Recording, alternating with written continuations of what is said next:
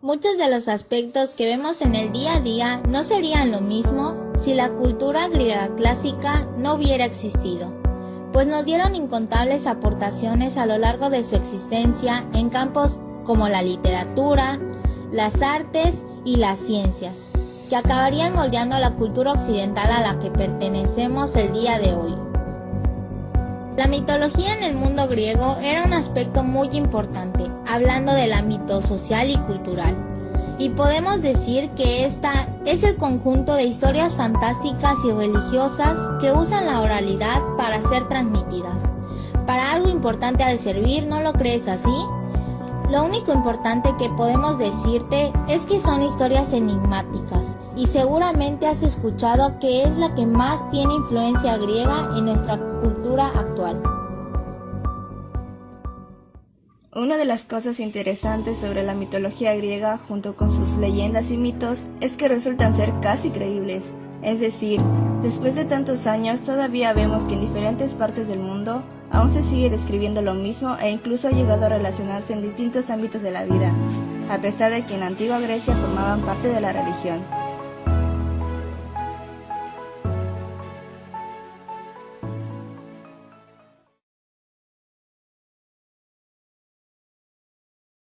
Se conservar por su valía. Los mitos griegos son intrincados, son muy complejos, o sea, cada personaje te lleva a una historia y de esa otra historia te está relacionando. Entonces, dada esa complejidad, es que a partir de un mito puedes ir conectando otros. Y los mitos griegos, como lo apreciaban, que era parte de su misma educación, los conservan. Y luego los romanos, cuando ellos se entran en contacto con la cultura griega, se helenizan, convierten a la literatura griega en parte también de sus tradiciones, su mitología, en su religión también, y forman lo que será la cultura latina. O sea, ¿por qué se conserva? Porque fue una evolución, ¿sí? Cuando pasa de la literatura griega clásica al helenismo, algo greco. Y con mayor razón, ¿te has dado cuenta que nosotros estamos influenciados por la mitología griega?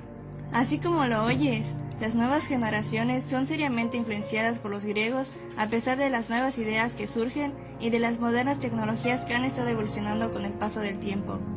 Esto se debe más que nada por la cultura del ser humano que utiliza la narración para poder expresar y comunicar cada una de las ideas que genera, así como para comprender la vida divina del mundo natural y sobre todo de la misma existencia humana. Apuesto que no tenías idea que la palabra narración o relato hace referencia a mitos en griego, ¿no es así? Esto es lo que hace que la cultura mitológica contenga la esencia de lo que es narrar.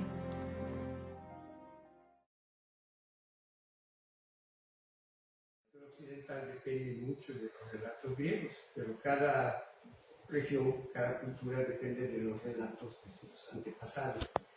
Así que hay literatura china, literatura africana, la literatura occidental de Europa y los países derivados de Europa, como Estados Unidos, Australia, Nueva Zelanda, Canadá, etc., pues sí dependen de la mitología griega y romana, porque es el origen de esta cultura. En este documental te presentamos la cinematografía mitológica griega. ¿Te has percatado que los investigadores estudian mucho la mitología griega? Pero, ¿por qué lo hacen si ya han pasado muchos años? Pues algo que te aseguro no sabías es que los estudian en un intento por arrojar luz sobre las instituciones religiosas y políticas de la antigua Grecia y su civilización, así como para entender mejor la naturaleza y la propia creación de los mitos. Es por ello que podemos encontrar un sinfín de historias de la antigüedad en donde sus personajes, aventuras y penalidades permanecen desde la Grecia clásica hasta en la actualidad, solo que ya adaptadas a los nuevos tiempos, por lo que siguen siendo historias de éxito y aceptación para la sociedad.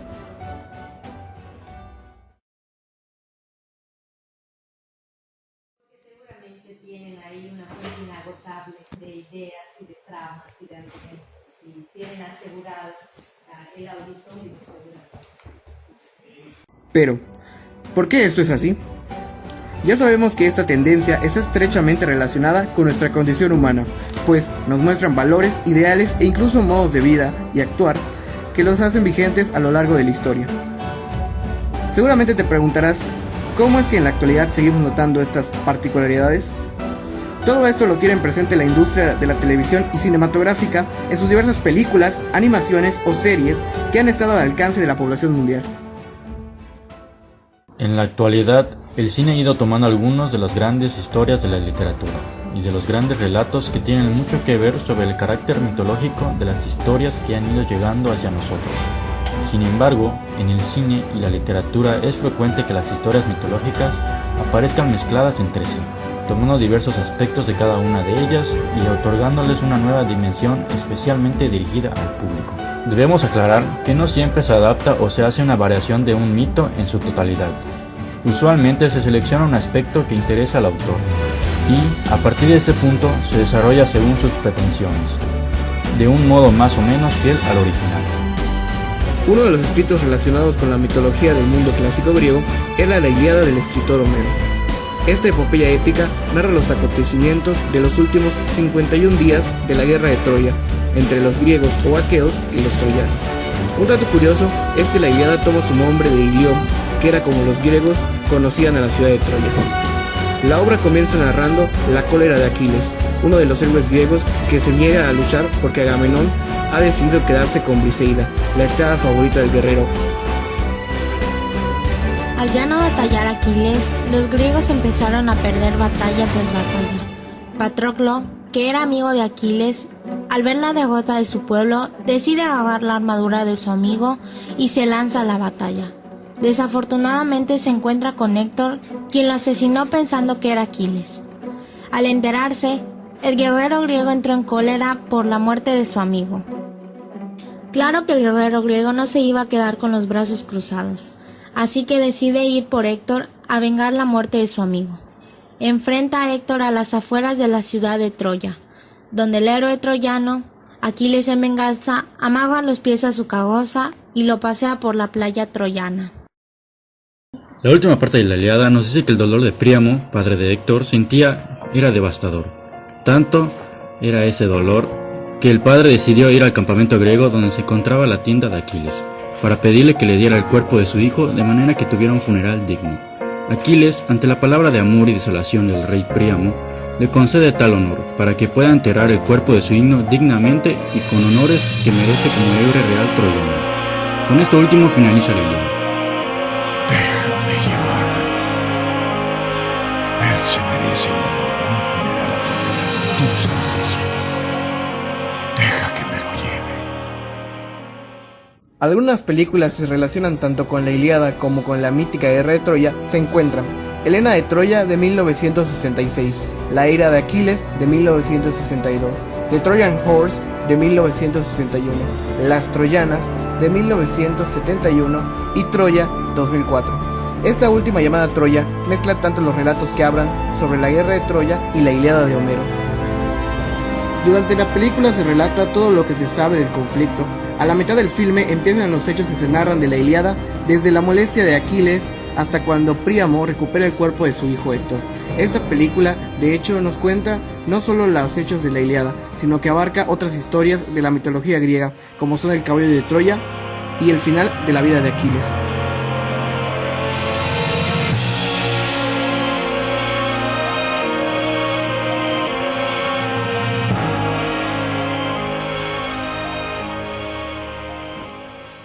¿Por qué la industria del cine llevaría estos relatos a la pantalla grande? ¿Hay algo más allá de nuestra comprensión que no vemos? Las respuestas a estas preguntas nos hacen analizar el trasfondo de estas películas y su significado más allá que de nuestra comprensión.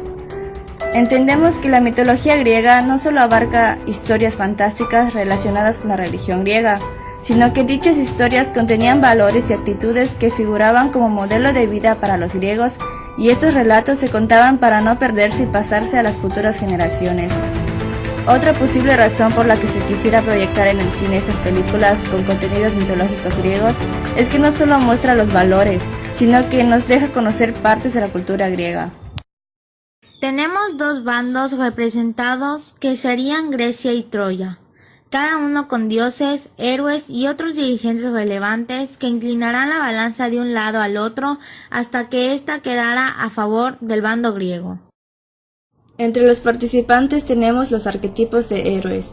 Por ejemplo, tenemos a Aquiles, considerado como el mejor guerrero de todo el bando griego.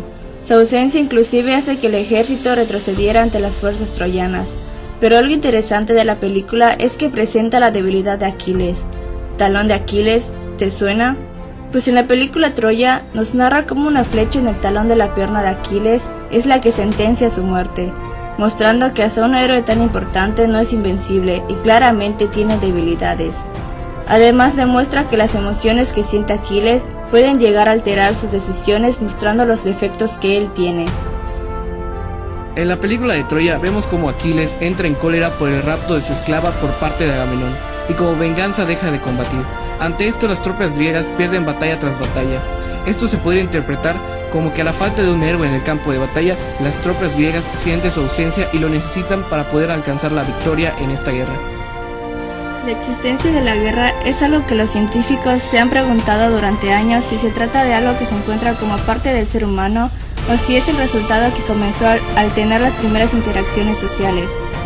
Este concepto que todos conocemos de la guerra puede ser atractiva y aprovechada por escritores, poetas o los actuales productores cinematográficos para llamar la atención del espectador y hacer conseguir que sus obras sean vistas.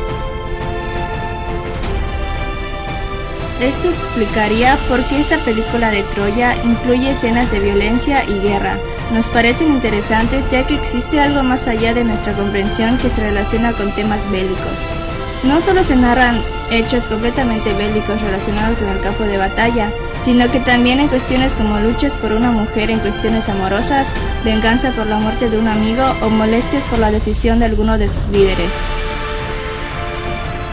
Hoy en día podemos ver reflejados en películas de acción o históricas que contienen batallas bélicas, claros ejemplos de violencia de la manera más realista que se pueda demostrar.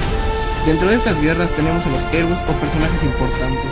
A menudo estas disputas se representan por dos bandos, el bien y el mal. El primero es el bando que cuenta la historia de la batalla o bien el que ganó la guerra. El segundo serían los perdedores. Entonces, podemos decir que la frase de George Orwell, la historia la escriben los vencedores, va de la mano con la frase del cineasta argentino Eduardo Mignola, que dice: si la historia la escriben los que ganan, eso quiere decir que existe otra historia, la verdadera. Otro ejemplo de mitos que han sido llevados a las pantallas grandes es el famosísimo Heracles o Hércules, como todos lo conocen. Este mito narra la historia de un semidios, al ser hijo de Zeus y Alcmena, que posee poderes de fuerza sobrenatural. El mito nos dice que Zeus, sintiendo deseo por Alcmena, tomó la forma del esposo de esta, el rey anfitrión de Tebas, y yació con ella alargando la noche 3 veces la duración normal. Luego, la celosa Hera trató de impedir el nacimiento del niño, impidiéndole a Alcmena dar a luz. Esta treta no funcionó y cuando el niño tenía 8 meses hizo un nuevo intento. Le envió 2 monstruosas serpientes que el infante trenzó como si fueran cuerdas. ¿Te suena familiar? En la película, Hércules es hijo de Zeus y Hera, nacido dios. El enemigo esta vez no es Hera sino Hades, el dios del inframundo, que quiere ocupar el lugar de Zeus en el Olimpo y teme que su sobrino sea un obstáculo. Al enterarse de que lo será, manda a sus secuaces a secuestrarlo y administrarle una pócima que lo volverá mortal. Cuando eso sucede, deben matarlo. Le dan de beber la pócima, pero antes de que bebiera la última gota, son interrumpidos por un par de campesinos. Gracias a esta última gota que no tomó, conservó su prodigiosa fuerza. Pena y pánico intentan matarlo de todas formas, convirtiéndose en serpientes, pero el niño juguetea con ellos como un par de cuerdas, como en el mito. Pero, ¿cuál es la necesidad de la humanidad de tener héroes? La necesidad de tener héroes es porque, bueno, si lo vemos desde un punto de vista psicológico, es por la figura del padre. El padre viene siendo uno de los primeros héroes. Su padre, la madre, podría ser también, ¿no? Son uno de los primeros héroes. Siempre es una referencia del mundo. Y es un sentido de soledad del ser humano, de explicarse del universo, pero también hay un principio que es la megalomanía. los seres humanos, mucha gente siente que nace para que tiene que hacer algo, y ese algo tiene que llevarse a cabo, cueste lo que cueste. La idea del héroe se funda en la naturaleza. Muchas personas, no podemos exagerar, decir todos nosotros tenemos el germen del heroísmo, que es un principio muy humano, o sea, queremos trascender. Y el ser humano utiliza los héroes como un modelo en el cual pueden actuar.